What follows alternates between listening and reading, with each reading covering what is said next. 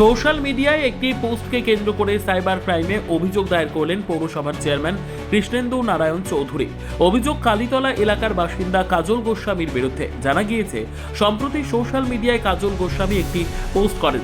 সেখানে তিনি লেখেন, ইংরেজবাজার পৌরসভা 100 কোটির অধিক আর্থিক লেনদেনের সঙ্গে যুক্ত সবচেয়ে বড় দুর্নীতি সামনে আসছে, নজর রাখুন। এই পোস্টকে ভিত্তি করেই পৌরসভার পক্ষ থেকে সাইবার ক্রাইম শাখায় অভিযোগ দায়ের করা হয়েছে। এই বিষয়ে কাজল গোস্বামী জানান, যথাযথ প্রমাণ ও তথ্য প্রমাণ নিয়ে তিনি সাংবাদিকদের সামনে বিষয়টি তুলে ধরবেন।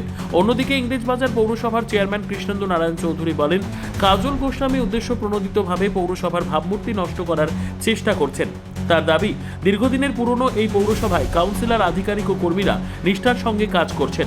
একটি সোশ্যাল মিডিয়া পোস্টের মাধ্যমে সকলকে দুর্নীতির সঙ্গে যুক্ত বলে ইঙ্গিত করা অত্যন্ত দায়িত্বজ্ঞানহীন কাজ। তিনি বলেন, যদি কোনো দুর্নীতির অভিযোগ থাকে তবে তার সুনির্দিষ্ট প্রমাণ দিতে হবে। সেই কারণেই কাজল গোস্বামীর বিরুদ্ধে সাইবার ক্রাইমে অভিযোগ দায়ের করা হয়েছে।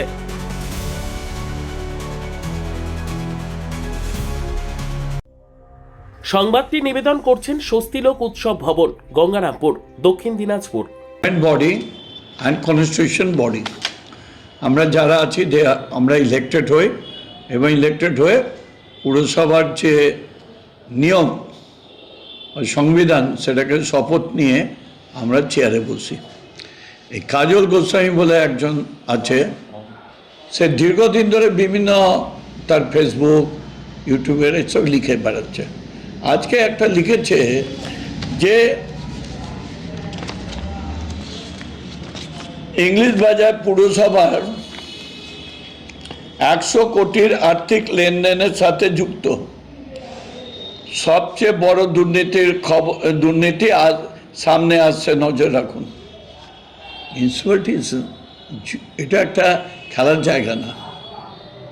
তাকে যদি দুর্নীতি হয় নির্দিষ্টভাবে বলতে হবে। এই টেলিকাস্ট ব্রডকাস্টিংয়ের একটা আইন আছে, ওর বিরুদ্ধে একটা কমপ্লেন করেছি। নেক্সট টাইমে এই যেটা আপনাকে দেখালাম ব্রডকাস্টিংয়ের, সেই কমপ্লেনটা তার বিরুদ্ধে হবে। এখনও আমি জানতে পারিনি, কারণ সাইবার ক্রাইম থেকে কোনো নোটিশ বা কিছু আমাকে এখনও কোনো খবর আসেনি। কিন্তু আপনাদের সংবাদ মাধ্যমের মাধ্যমে আমি জানলাম, এবং একটি ভিডিও দেখলাম, একটি লোকাল পোর্টাল করেছে, সেখানে একটি আজকে পোস্ট ছিল আমার, যে ওই 100 কোটির দুর্নীতির একটা অভিযোগ পৌরসভার বিরুদ্ধে। তো এটি কোনো গিমিক বা হওয়ার উপর নয়, যে ভিত্তিহীন কোনো দাবি। যেহেতু সমাজসেবী হিসাবে মালদাতে আমি একটি পরিচিত নাম, সাধারণ মানুষ অধিকারের জন্য আমার কাছে আসে, এটা নতুন নয়, দীর্ঘদিন ধরে এই মিউনিসিপ্যালিটি বা পৌরসভার বিরুদ্ধে কোনো তাদের কিছু কাজ, যে কাজটি আইনগত নয়, তার বিরুদ্ধে এসেছিল। তো সেটা প্রামাণ্য দলিল আছে। তো সেই কেসটিকে দেখার পর আমি দেখেছি যে জনসাধারণের সঙ্গে এই এত বড় অন্যায়, এত বড় এটা অন্যায় যেটা হয়েছে, সেই অন্যায়ের বিরুদ্ধে জনস্বার্থ মামলার কথা শুধু ভাবছি না, এর সঠিক বিচার হওয়া চাই। এবং এখানে কোনো নির্দিষ্ট চেয়ার বা নির্দিষ্ট ব্যক্তির বিরুদ্ধে লড়াই নয়, এটা প্রাতিষ্ঠানিক লড়াই হয়নি। তো সব প্রামাণ্য দলিল, সব কিছু বিস্তারিত নিয়ে আমি শুধু আইনগত ব্যবস্থাই নিচ্ছি না, আদালতের সেই ব্যাপারে আবার রিওপেন করা হচ্ছে। পুলিশি ব্যবস্থার জন্য অনুরোধ করব, এবং তদন্তের জন্য বিভাগীয় সকল স্তরে দিব, মুখ্যমন্ত্রীকে এই বিষয়টি জানাবো।